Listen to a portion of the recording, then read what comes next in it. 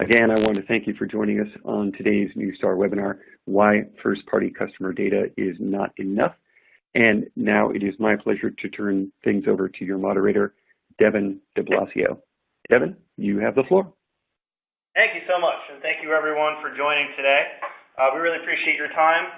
So as was said, this is going to be about an hour-long presentation talking about your first-party data, as well as covering topics such as identity, identity resolution, and identity management, hopefully demystifying some of those topics and themes as we go through.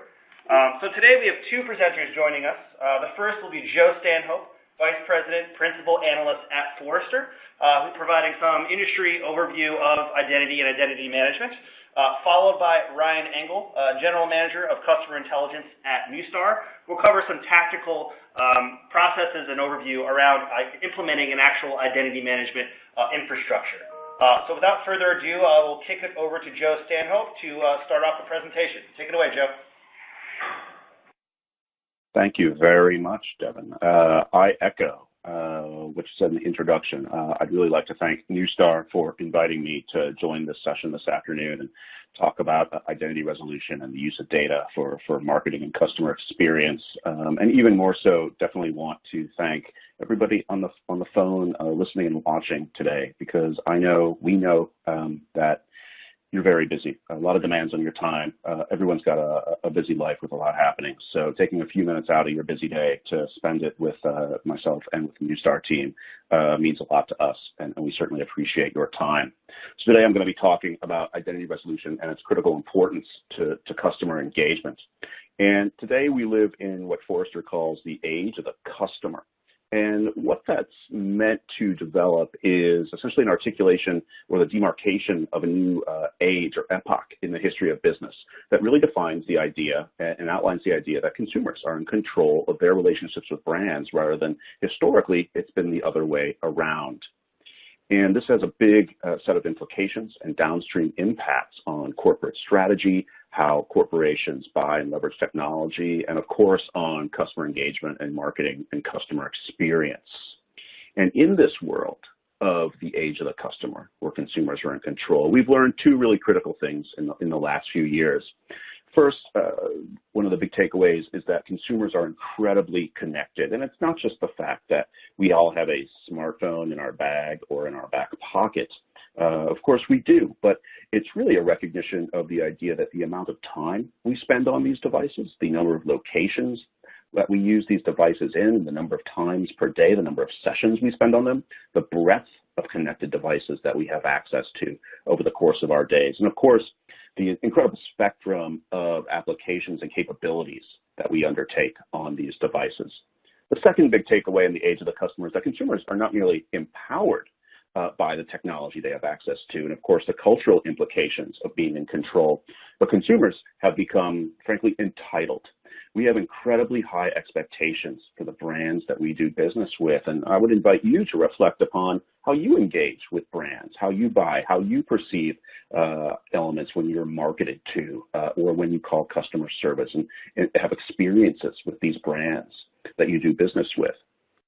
We have set an incredible bar for marketers because we've been trained now by enough media, enough technology, enough services to expect that we can get exactly what we want in our immediate context and exact moments of need. And when we don't get that, we are very disappointed in our experiences. And again, this has huge implications for customer engagement. What it tells us and what it tells marketers is that brands have to win in customers' moments.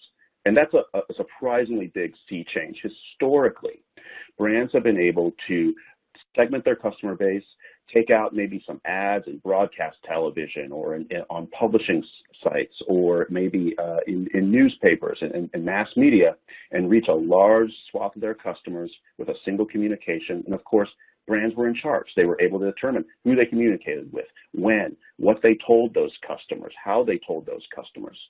And then we hit the age of digital marketing, and we started getting much closer to a one-to-one marketing relationship where we could start stringing together multiple touches with a customer. We had much better tracking and attribution. We could even start personalizing some of those experiences. But even today, that's not enough. We have to understand that we are looking at a total journey of customer experience over time, across devices, across different parts of engagement, where maybe you're acquiring a customer, then you're onboarding them, and they're a customer for life. And we're looking at those moments that exist within those journeys and determining the critical moments that exist within customer journeys and understanding and being ready to engage in those moments that make the difference between a really satisfied fan, a thrilled, excited, delighted customer, and a disappointed customer, creating mutually beneficial experiences in those critical moments between the brand and that customer. And the one thing we can take away from this, when you really strip away all the engagements and all the tools and all the data, is our ability to identify the customer is the connective tissue that makes modern marketing in moments within journeys possible. When we have a sense of identity about customers, we can accomplish really three really major categorical capabilities. We can, of course, govern and manage data better, and that's important at a technical level. But even more importantly, we can develop deep customer insights. When we have a full view of that customer, we can understand where they've been, start to project where they're going, really understand their experience and develop insights. And finally, we can use identity to help us coordinate customer engagement.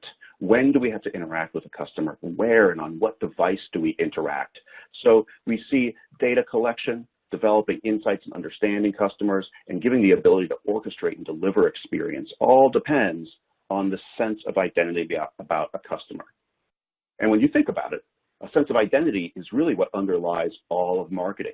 Identity is essentially the most fundamental assumption that brands make, what marketers make when they get up in the morning and go to work. Because for all of our work on tactics and programs and creative, we assume that at the end of all that work, that customer is going to be addressable, that we understood that customer well enough to understand and develop ways to interact with them, and that we will be able to do so.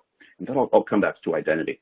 And so for that reason, given the critical importance of identity, we believe at Forrester and Neustar as well, that identity resolution is a truly strategic initiative. It's not something you should make up as you go along. It's not something you handle on a channel-by-channel basis. This is something we really have to plan ahead on. We have to treat it as an initiative just like we would any major effort in our customer engagement or marketing strategy.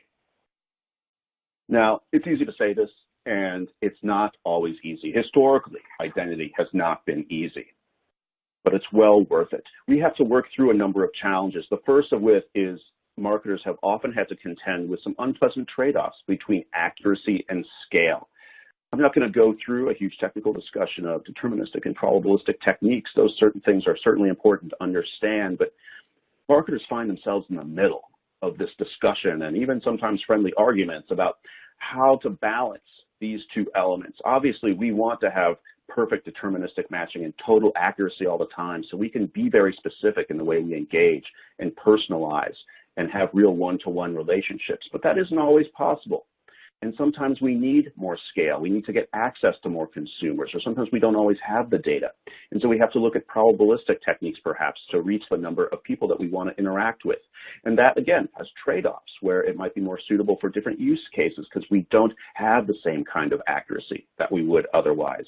And marketers struggle to understand what those trade-offs are and how to create that effective balance based on the kind of insights, the kinds of customer engagement that they want to have with their customers. The second big challenge is that identity actually fragments. You would think that over time that identity actually comes together naturally, but what we've seen because of the complexity of the advertising and marketing ecosystems, the number of tools, the number of engagement points that we leverage, that identity actually fragments and splinters over time. And it's really challenging to figure out all the identifiers, all the data streams, and understand how they relate together. And it's not just a speed, velocity, or volume challenge, although those are very real things because customer engagement is accelerating.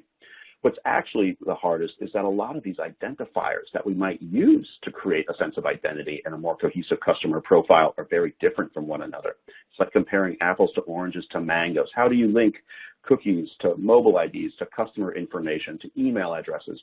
These resolve at different levels, such as household or individuals or even device level. They have different levels of control and privacy requirements. Some of these elements are virtually, public information. Some of them are actually extremely private and controlled, even regulated.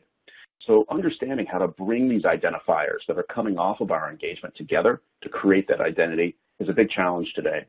And finally, We've developed very siloed customer journeys. Many of the brands I work with have extensive identity management, analytics, and engagement systems in place in their tech stack to handle different kinds of journeys, but it tends to be separated by different types of journeys. You have mobile journeys, offline journeys, digital journeys.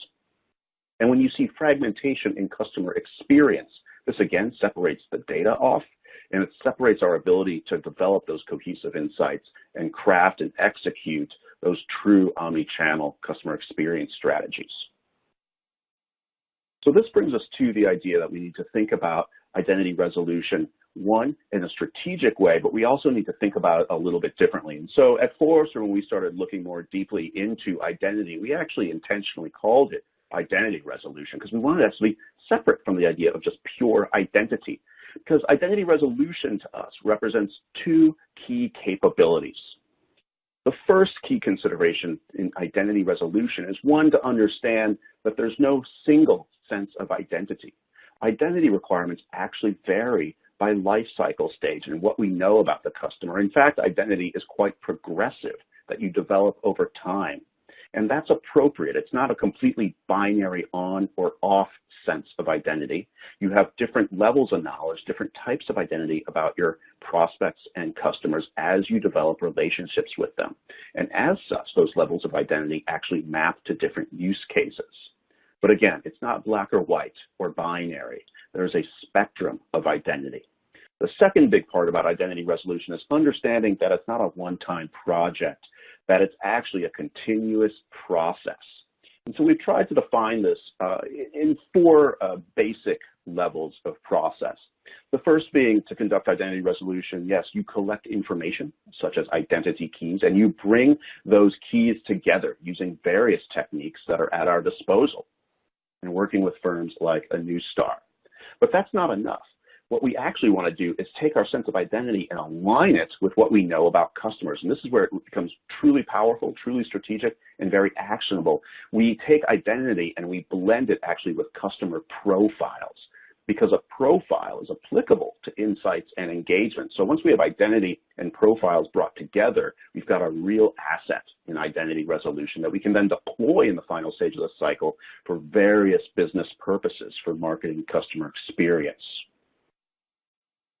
And building this foundation is really important because customer engagement, of course, is always developing and evolving. And so when we work with clients, we want to talk to them about developing this foundation, a strong identity resolution, understanding that spectrum of identity, understanding the importance of it, understanding the process that they develop to build and maintain a strong identity resolution backbone, but using this as a way to power the next generation of personalization and customer engagement.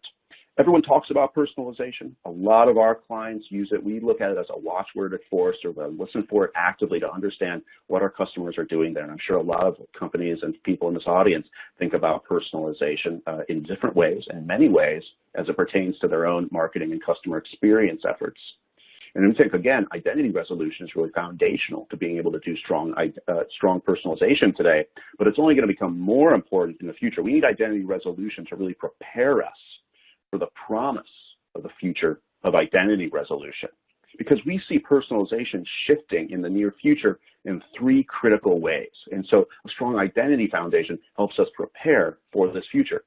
The first big shift we're seeing is that the number of endpoints and the places, the locations that we engage with consumers is expanding. And this probably isn't news. There are more locations where consumers engage with brands than ever before. We've often thought about it in terms of marketing touch points, but it's so much bigger than that. And we need identity resolution, of course, to help us collect information from these touch points. And eventually, we can use this to develop a sense of context, a sense of insight based on what we learn from these devices and touch points, but also many of these touch points in the future become engagement points. So if your consumers are engaging with all of these new touch points, the expectation pretty soon by those empowered consumers is going to be that you're ready to engage there as well as a brand. And it's easy to look at some of these and say that they're nascent or they're still emerging, things like a Alexa, a personal assistant device. But Forrester's technographics data, where we polled many hundreds of thousands of consumers to learn about what they're thinking and how they treat new technologies, we're seeing rapid adoption of these devices, already well into double digits. And these devices didn't even exist 3 years ago. It's amazing to see the rapid adoption, significant levels of even some of the newest consumer engagement devices. So we've got to start taking these seriously, and we use identity resolution as a way to start bringing these new elements into the fold. Second big area is context as a concept is changing. Historically, context has been relatively static, and it didn't change all that often. We knew where you lived. We knew some of your preferences. We knew what your family looked like, some demographic, psychographic information, some of your preferred activities, how you engaged with a brand. But context is shifting because in some ways of many of these new devices, the amount of context that we can collect and understand is evolving very, very rapidly, and it becomes extremely dynamic. We need identity resolution as a foundation, one, so that we can collect and understand very dynamic context. We also need it so that we can actually execute and trigger based on this kind of rapidly shifting, very granular contextual information. So we need to start getting ready for a new world of context as it's defined. And finally, the very paradigm of personalization is really shifting around us. It's going to actually shift around, I would say, about 180 degrees. Now, I know most of the firms out there are doing personalization, and we made a lot of strides there, and we deserve credit for that. We should, slap ourselves in the back and say congratulations, because I think we've really done a great job here. But there's a lot further to go, because today we still put a lot of expectation on the consumer, a lot of cognitive load on consumers to engage with brands. Today, they very much have to pull experiences towards them. And again, reflect on how you engage with brands, and you'll see that this is true. You as a consumer today have to understand that something is happening to you. You have to decide what information you need to solve your contextual need, and you have to decide how you're going to get it from a brand. And generally speaking, once you arrive at that brand site or engagement point, they are ready to personalize for you. But really, the consumer has still done the bulk of the work. If we can start mastering, primarily through identity, the ability to understand dynamic context, the ability to collect and engage in all these new devices, and we're already starting to see it, many brands are really flipping this around. Brands are learning how to understand proactively a push paradigm where they can understand the context that a customer is in. They can understand or project or predict the information that a consumer needs from them.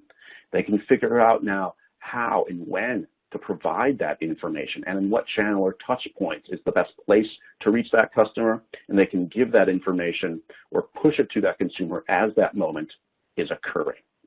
And this is a huge shift, but again, in order to be able to do this, the speed, the velocity, being available across these channels, being able to assemble the right content, all depends on that foundation of identity, being able to identify the customer across the board for those insights and those execution capabilities.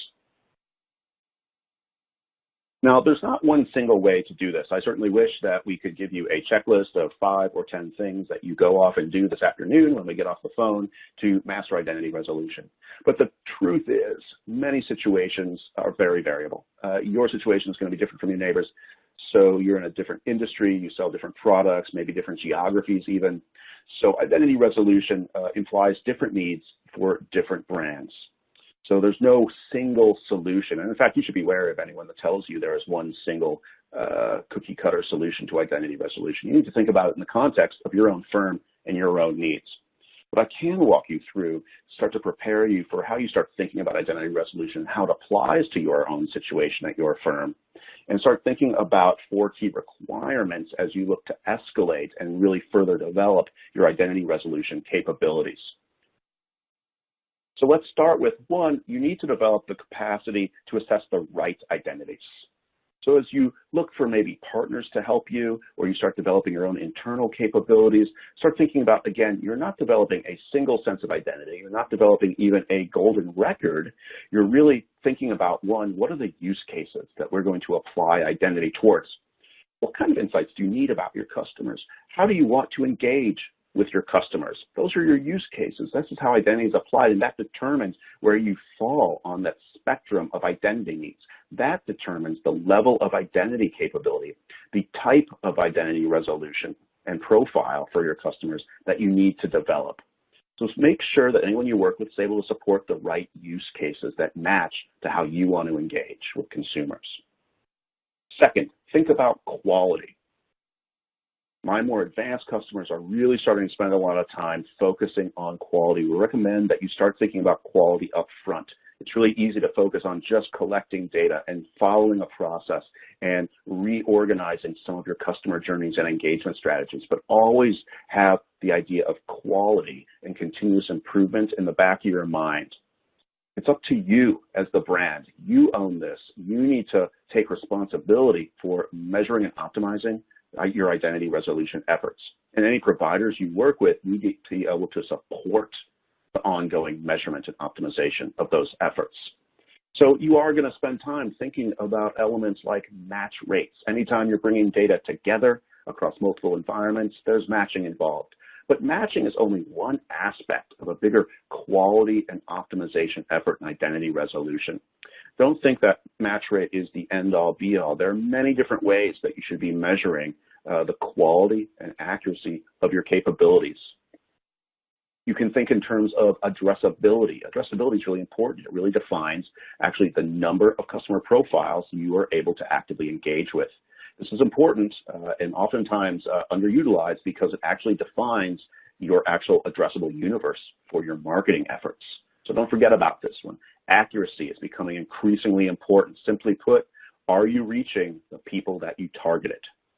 Now, you can test for accuracy in both anonymous and known PII situations to ensure that your identity resolution efforts are yielding accurate, deep profiles, and that the people you're targeting using those profiles are actually reaching the right people. Persistence is another one. Do you have addressability over time? And this one's really important because marketers are now on the hook to engage with consumers in a longitudinal way. So you want to engage across touch points, across interactions, across that customer journey over a long period of time. And that requires robust identity resolution and consumer profiles.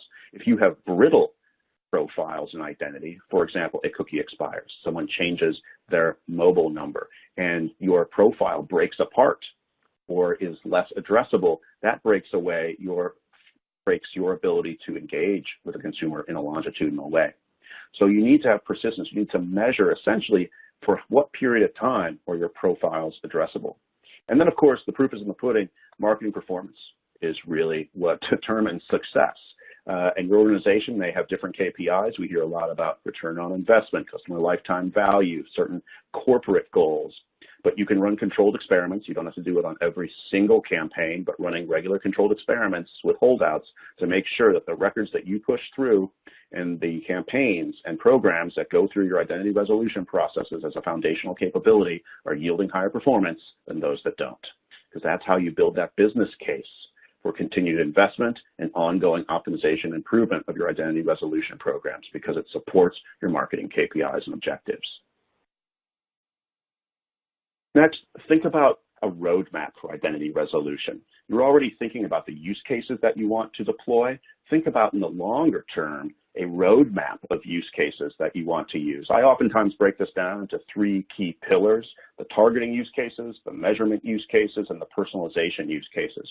And really planning out your starting point and over time logical ways to support your customer engagement strategy by expanding those use cases. Because again, this determines your identity resolution needs and allows you to plan in a controlled, fully budgeted, business cased, stakeholder compliant way how you're going to expand and build out your identity resolution program. If you know which use cases and in what order you're going to deploy over time, you can plan for all the resources, supplier needs, data requirements, any privacy issues you're going to work through. You can plan all that out just like you would a technology roadmap so that you build a program over time. And again, if you're measuring it and proving out that it works, you're continuously building the use case to support that roadmap. And finally, odds are good you're going to end up working with suppliers and outside vendors to help you with your identity resolution. A lot of the companies I work with might do POCs or do a little bit of work in-house, but ultimately to truly build a completely robust customer experience and marketing identity resolution program, you're going to look outside your firm for help in supporting that program. And I think it's a great way to go. So you need to be a smart buyer around understanding the supplier options that are out there in the marketplace, because there's a lot of companies that talk about this and they talk about it in different ways. So again, just like you're taking responsibility for things like measurement and your own roadmap and your own use cases, be a smart buyer and really think about what effective identity resolution is and treating it as an investment. You want a vendor that can help you develop scale. Does that vendor have a scalable identity resolution solution? Does it get to your audiences at the right levels that, frankly, move the needle forward for your marketing and customer engagement efforts? Does the vendor have a productized offering? There are some companies out there that might have identity resolution capabilities, but it's not something that they actually treat as a product, nor do they actively invest in it. You want an identity resolution vendor who treats identity resolution as a product. They invest in it. They've got their own roadmap for building those products, because you want a supplier that's going to be with you today and throughout that roadmap that you develop as time goes on. So you want real investment in productization in your efforts. And then you also want to make sure that anyone you work with out there supports what I call portability, the ability to use the identity resolution data across your various systems. You're going to want to use identity resolution, again, as an asset that you've invested in. You're going to want to use it to interact with multiple systems inside and outside of your firm. You want to make sure that the suppliers you work with have that level of portability to allow the profiles, the identifiers, that identity graph to be leveraged across your entire ecosystem. So what have we learned? What are the takeaways here? One, win the future today by building the foundation. Start thinking about identity resolution, that roadmap, what you need, how it can affect your insights and your engagement, and start building that now. Because if you don't have it when you want to move on to more advanced use cases or more advanced variants of personalization effort, you won't be able to do it for lack of the identity capability. So start building now so that you can make good on your own roadmap. Two, start with the use cases. Don't pursue a golden record. Think about what you want to achieve and develop the right sense of identity to support those specific use cases now and in the future. Third, start preparing for a new generation of personalization. Understand your customer journeys, break down those critical moments, and start understanding how to interact and personalize in those precise moments apart from channels and over time. And finally, be an educated buyer. Understand your needs in terms of a roadmap, in terms of how you measure and evaluate quality, in terms of the technical and data requirements, and of course the use cases that you want to apply identity to, so that you can go to the market with your own set of requirements. You can understand what suppliers might be telling you and select a supplier that best meets your needs and how you can fully leverage identity resolution. Great, thank you, Joe. Before we go into the tactical and strategic application of identity resolution in the form of an identity management platform, I wanted to just put up a quick poll here for all of those in attendance, just asking a really simple question. Are you using an identity solution today, whether it's an identity resolution solution or you specifically have an identity management platform that you're currently working with? So we have a couple multiple choice questions here around if you're investigating a management solution now, whether you're ready to make a decision, whether you already have one in place, or whether you have one but you're looking to actually change. So just take a few minutes and just submit your answer just to kick things off and make this interactive.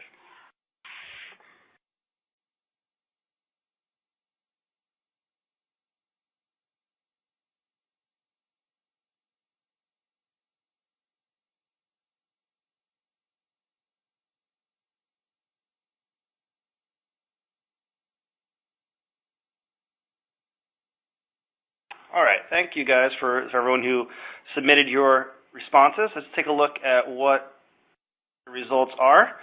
All right, so it looks like most of you are in the investigation stage. It's not untypical. We expect a lot of people are new to the identity resolution and identity management ecosystem. So that's why we're here to help you guys guide you through that. And then with that said, I'm going to kick things over to Ryan Engel, General Manager of Customer Intelligence at Neustar, to take you through some tactical and strategic measures of implementing an identity management solution. Ryan?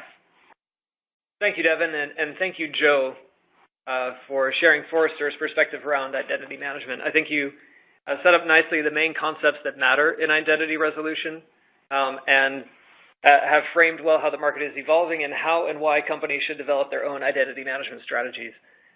To build on Joe's presentation, I'm presenting a few slides to help elaborate on why identity management is so hard. I know Joe spoke to that, but we have some other examples. Why it's important to do it now, and also what companies gain if and when they get it right. So before we get into examples, I did want to take a moment just to share why Neustar is co-hosting a webinar like this one. And basically it boils down to this. Identity is at the heart of our business. It's the basis of our entire offering, and it always has been. We've been providing identity resolution across industries for years. We provide identity solutions where the bar is set the highest. So if you can think of fraud, risk, compliance use cases, our clients include government agencies, telecom and utilities companies, financial services and insurance companies. We've been working with them to keep them safe, secure, and informed, but also, importantly, to avoid millions of dollars in penalties and fraudulent charges. In many cases, hundreds of billions of times a year, making real-time identity calls for our customers so that they can really know in an authoritative way who's on the other end of a transaction, whether that be a financial or risk transaction or a marketing transaction, which is the focus of today's webinar. Now, for marketers, the bar for identity is really not that much different, especially in the marketplace today where we've got so many concerns about privacy, consent, data. We're getting more scrutiny than ever from the issues with Facebook, for example, recently, and also the new regulations surrounding GDPR. The time is right for marketers to be thinking about authoritative identity, security, and privacy for their consumers.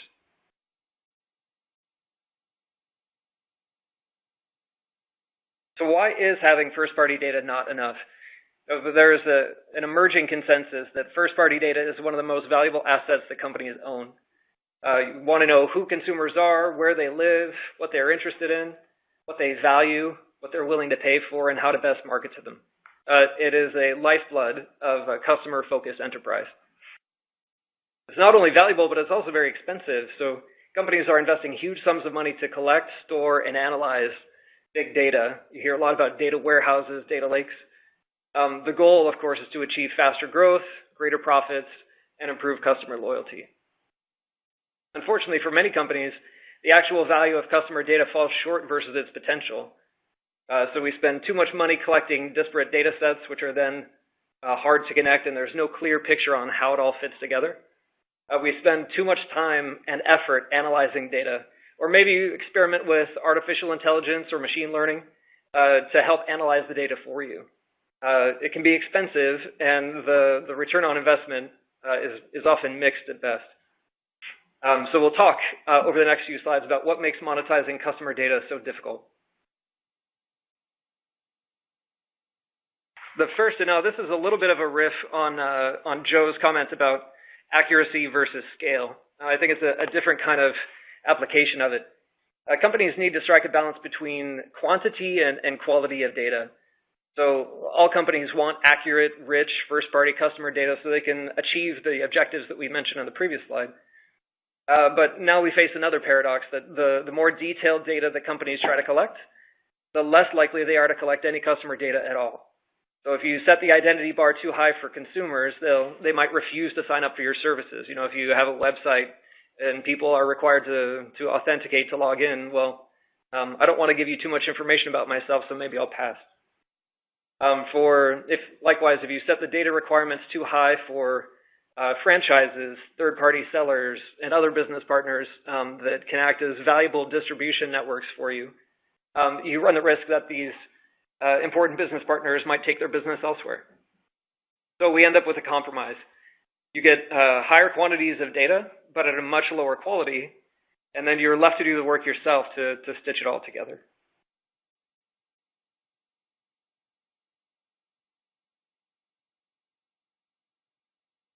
The data fragmentation problem only gets worse with more data sets you analyze.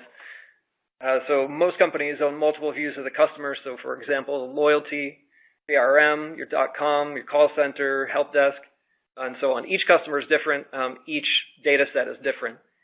Trick is that for each of these data silos, you face differing levels of fragmentation. And when you try and pull them together, it gets even more difficult. So it's hard enough to connect dots between robust data sets, for example, John Smith versus Jonathan Smith versus Jay Smith at a shared address. But without the in-house identity resolution capability, it's often impossible to combine more of these highly fragmented data sets. So the result is that data silos stay in silos. Marketers are left to make their best guess as to how to bridge data sets. And as a result, often data quality suffers, and also the actionability component, which Joe talked about, and the return on marketing investment suffer as well.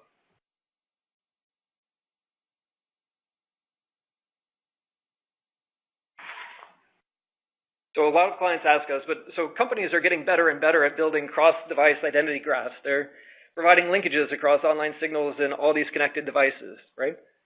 In fact, a bunch of established companies and startups all claim to do this. An important part of distinction, though, in echoing Joe's comments, is connecting cookies to mobile ad IDs or linking email addresses to phone numbers is not resolving identity and will not provide the linkages across data sets that many marketers need. So again, based on use case, but for some of the more sophisticated or omni-channel use cases, just resolving cookies is not the same as really understanding who's on the other end of your marketing message. In this increasingly omni-channel world, resolving across channels is more difficult, but more important than ever. So not all identity is created equal. We at Neustar talk a lot about authoritative identity because we work with government agencies and so on. It really puts the people back in the people-based marketing. You should really care about who your consumers are in the real world. So what are their buying and shopping patterns offline? How old are they? How big is their family? What is their income? And importantly, how can we reach them? And eventually, how can we reach them in a way that optimizes by customer and not by channel? Without creating linkages back to actual people in the physical world, companies often miss some of the most critical factors that define who a customer is and how best to reach them across channels.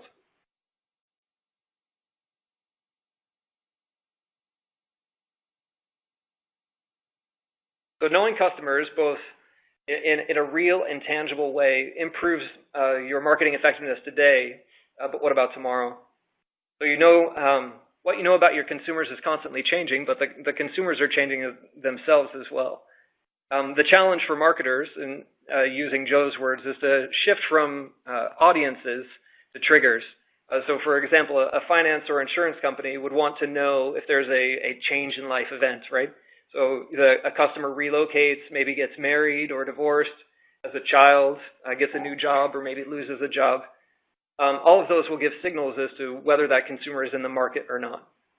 Updating massive customer data files on a regular basis can be complex and costly, but for some, if you don't refresh your data on a regular basis, customers or prospects might enter the market and make a purchase before you even know that they're looking. So data freshness matters, and having the right strategy to deal with data changes can significantly improve your ROI.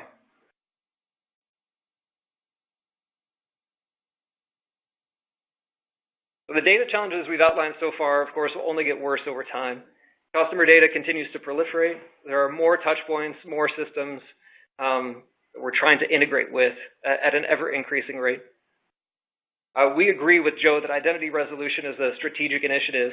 Our point of view is that customers and companies who build strong foundation in customer identity management now should expect to win more, both now, but especially in the future. And the stat here on the slide, which I love, of course, more data was created in 2017 than in the previous 5,000 years combined. And that just continues to, it's a scale which is sort of hard to fathom sometimes and really requires a robust strategy to deal with. Right, so In practical terms, what does success look like? So no matter the use case and no matter where you sit on Forrester's spectrum of identities, there are a few components that every good identity management strategy should contain. So first, your data should strive to consolidate your data. So what data sets need to be consolidated in order to provide the best understanding of your customer? And ask yourself, what is getting in the way of combining these data sets today? Second, you should aim to have as complete a data set as possible. So what does complete data look like for your use case? More robust customer identity use cases likely will require you to partner with an expert like Neustar, especially if the data is highly fragmented or if you're trying to combine data sets between offline and online. Next, how dynamic is the environment in which you're working? You should define the refresh cadence you require in order to accurately observe and act on these customer triggers we've been talking about. Marketing is moving more and more toward optimizing customer experiences on the fly. And so having more accurate, more timely data, even in real time, is growing in importance.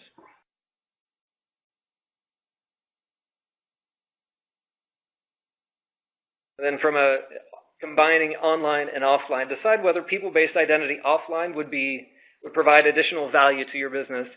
And then even if the personally identifiable information is not necessary for your use case, oftentimes resolving to an offline identity still gives richer customer intelligence and allows you to target customers more effectively, right? So you see people who are browsing certain travel websites. Well, do they have the income, for example, to actually take that trip? That matters from a marketer's perspective. And knowing more about your customers offline can help provide that intelligence online. And then finally, better understand the downstream users and potential integration use cases that you have, so you build data with the best hooks in it right from the start. I think this is really connected back to the portability concept that Joe was talking about. The more you set up your data right from the start, the more it's able to touch and add value to all the different parts of your business that access that customer data. So you can more effectively connect to other internal systems and apps, or also seamlessly connect to second and third-party data and capabilities.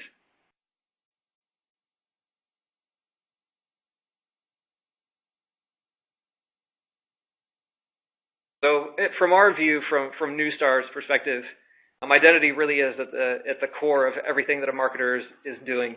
Designing and executing a sound identity management strategy should allow marketers to develop stronger intelligence as to who their customers are and what makes them tick. But it also allows brands to deliver more relevant and targeted experiences for their customers. And then if you can build identity into your marketing analytics tools, it allows you to close the loop and optimize both spend by media type, but also importantly, by your target consumer. Are you reaching the customers in the most effective way, and are you going after the right types of folks? It's a virtuous loop that when marketers get it right, there's a lot of value here with a solid understanding of the customer at its core.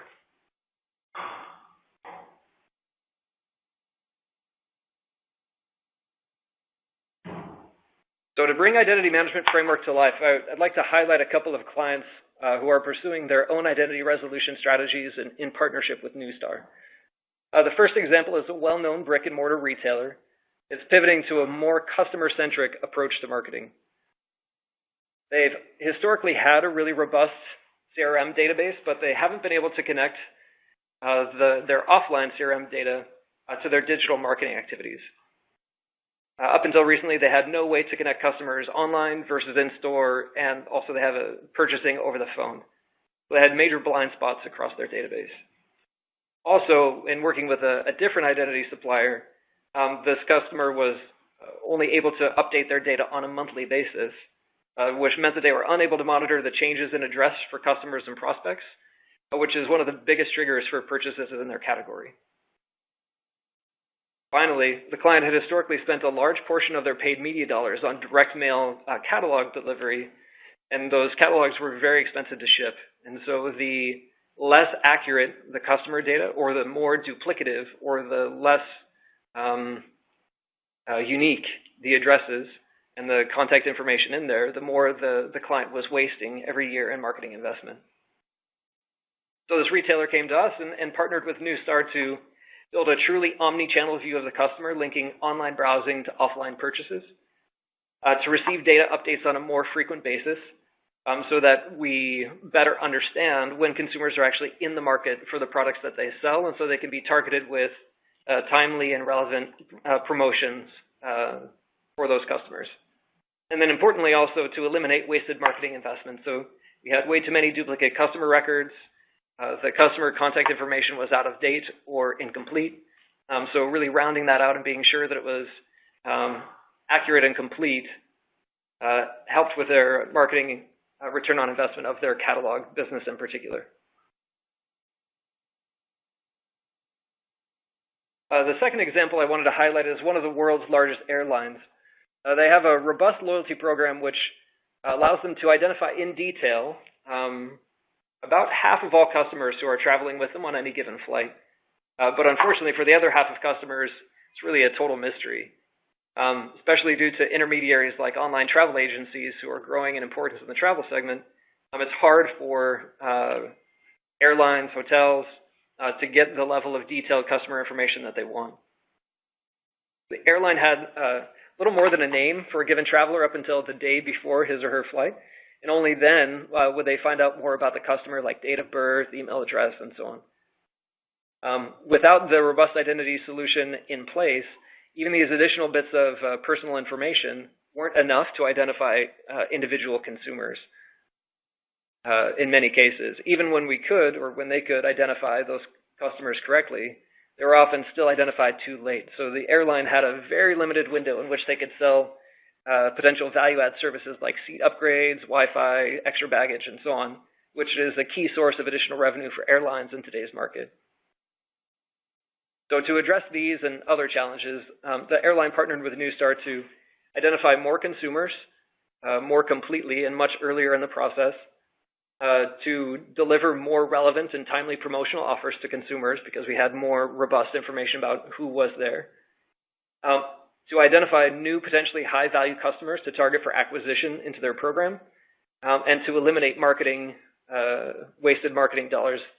Again, with the deduplicated marketing records, we're just sending, multiple promotions to the same person, and we're obviously not realizing the results or the return on that investment if we're duplicating our investment. So given the challenges we've talked about so far, getting full value out of first-party data is going to be hard, and it's going to require changes, not just changes in data, which we spent a lot of our time talking about today, but also changes in technology to support that data. In some cases, changes in people and processes, like changes in the way that companies work and leverage their data in order to really get the value out of it. It's important, I think, and Joe echoed these comments, is it's important to find partners to help along the journey so that you can be asked the right types of questions to be sure that your strategy is kind of as strong as it can be and really meeting the specific use cases that you need to meet. And also that to find partners who are able to provide the right solutions for your specific use case for you to get the most value out of your data. Of course, at Neustar, we have a long history in identity resolution. We, of course, view ourselves as a great partner to work with in this area, and to have a solution that kind of stretches across all of those different use cases that Joe mentioned. But, of course, there's not a one-size-fits-all, and it's important for each company to sort of find the right partner for them. Great. With the time we have left, I just want to thank everyone for joining. Thank you again to Ryan and Joe for your insight and expertise here. Phil, I want to kick it back over to you to close it up.